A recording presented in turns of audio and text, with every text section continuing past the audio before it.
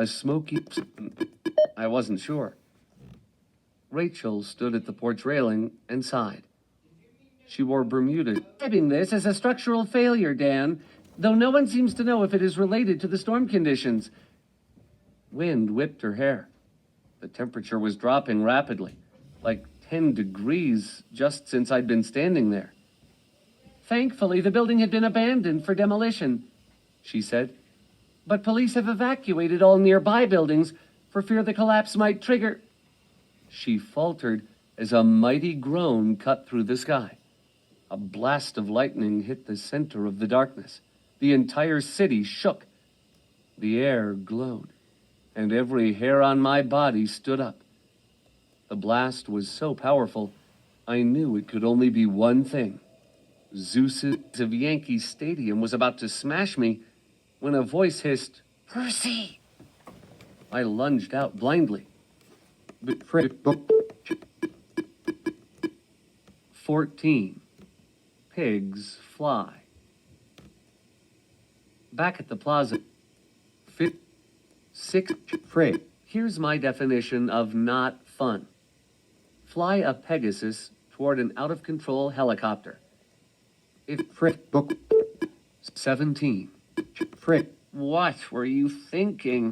Bookmark. 8. By the time we got to the street, it was too late.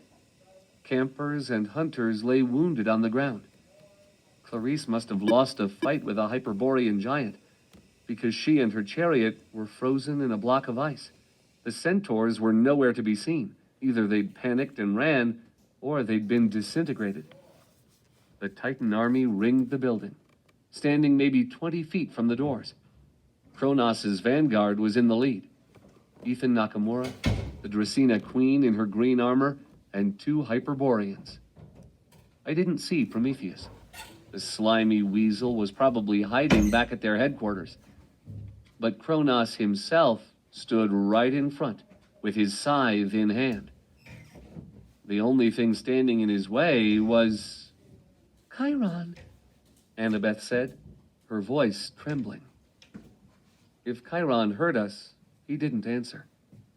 He had an arrow notched, aimed straight at Kronos' face. As soon as Kronos saw me, his gold eyes flared. Every muscle in my body froze. Then the Titan Lord turned his attention back to Chiron. Step aside, little son. Hearing Luke call Chiron his son was weird enough. But Kronos put contempt in his voice, like son was the worst word he could think of. I'm afraid not. Chiron's tone was steely calm, the way he gets when he's really angry. I tried to move, but my feet felt like concrete. Annabeth, Grover, and Thalia were straining too, like they were just as stuck. Chiron, Annabeth said, look out! The Dracena Queen became impatient and charged. Chiron's arrow flew straight between her eyes, and she vaporized on the spot, her empty armor clattering to the asphalt. Chiron reached for another arrow, but his quiver was empty. He dropped the bow and drew his sword. I knew he hated fighting with a sword. It was never his favorite weapon. Kronos chuckled. He advanced a step, and Chiron's horse half skittered nervously. His tail flicked back and forth. You're a teacher. Kronos sneered. Not a hero. Luke was a hero, Chiron said. He was a good one, until you corrupted him. Fool! Kronos' voice shook the city. You filled his head with empty promises. You said the gods cared about me. Me, Chiron noticed. You said me. Kronos looked confused, and in that moment, Chiron struck. It was a good maneuver, a feint followed by a strike to the face. I couldn't have done better myself, but Kronos was quick. He had all of Luke's fighting skill, which was a lot. He knocked aside Chiron's blade and yelled, "Back!" A blinding white light exploded between the Titan and the Centaur. Chiron flew into the side of the building with such force, the wall crumbled and collapsed on top of him. "No!" Annabeth wailed. The freezing spell broke. We ran toward our teacher, but there was no sign of him. Thalia and I pulled helplessly at the... "I hate you!" Behind them was forcing them to. "Be great for me." I turned dark and cold. Shadows thickened.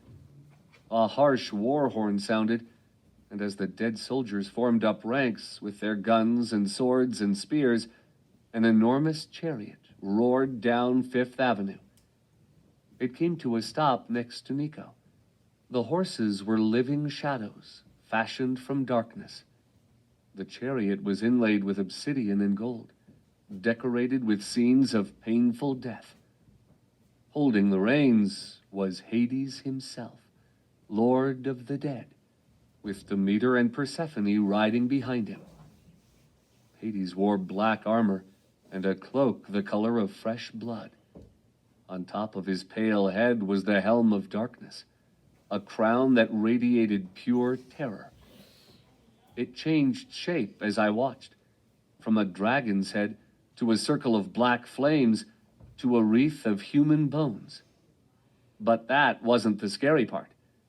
The helm reached into my mind and ignited my worst nightmares, my most secret fears. I wanted to crawl into a hole and hide, and I could tell the enemy army felt the same way. Only Kronos' power and authority kept his ranks from fleeing. Hades smiled coldly. "Hello, Father. You're looking young." Hades, Kronos growled. I hope you and the ladies have come to pledge your allegiance. "I'm afraid not." Hades sighed. "My son here convinced me that perhaps I should prioritize my list of enemies." He glanced at me with distaste.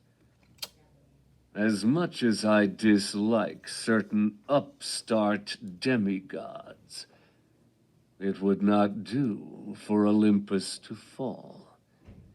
I would miss bickering with my siblings. And if there is one thing we agree on, it is that you were a terrible father." "True," muttered Demeter. "No appreciation of agriculture." "Mother," Persephone complained. Hades drew his sword, a double-edged Stygian blade etched with silver. "Now fight me. For today, the House of Hades will be called the Saviors of Olympus." I don't have time for this. Kronos snarled. He struck the ground with his scythe. A crack spread in both directions, circling the Empire State Building. A wall of force shimmered along the Fisher Line, separating Kronos' vanguard. I said something to Paul, but there was nothing I could do to help them. Nakamura! Back. And an entire Back. he roared. The armies of the dead.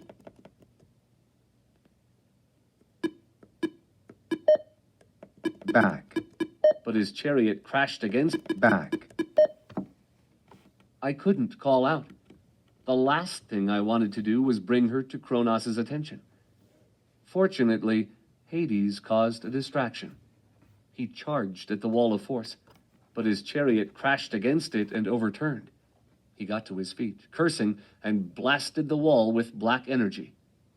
The barrier held. "Attack!" he roared. The armies of the dead clashed with the Titan's monsters.